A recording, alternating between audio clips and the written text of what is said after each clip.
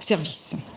En 2010, était annoncé à grand renfort d'affiches publicitaires l'arrivée de la fibre optique sur le territoire de Saint-Quentin en Yvelines, mais aujourd'hui, seulement 5% du territoire est couvert par le très haut débit. Et selon la régie d'exploitation de la fibre Quantiop, basée à Trappes, il y aurait 1 an de retard, mais certains blocages devraient être juste levés.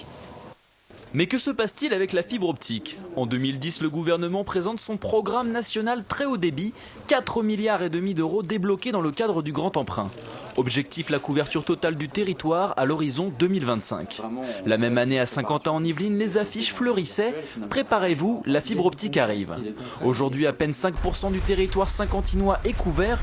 La faute au législateur, selon le directeur de l'établissement public chargé de déployer le réseau sur Saint-Quentin. En 2009, l'autorité de régulation des communications électroniques et des postes publie une recommandation pour éviter un quelconque monopole de la part d'un opérateur. L'objectif était que lorsqu'un opérateur déploie dans un immeuble, ses concurrents puissent avoir un accès à la même fibre et que les habitants puissent accéder au service de l'ensemble des opérateurs et pas uniquement celui qui a construit.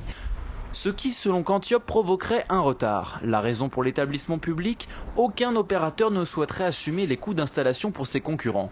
Une position que nuance largement l'opérateur Orange. Contacté ce mardi après-midi, le service presse affirme au contraire qu'un calendrier de déploiement de la fibre a été établi.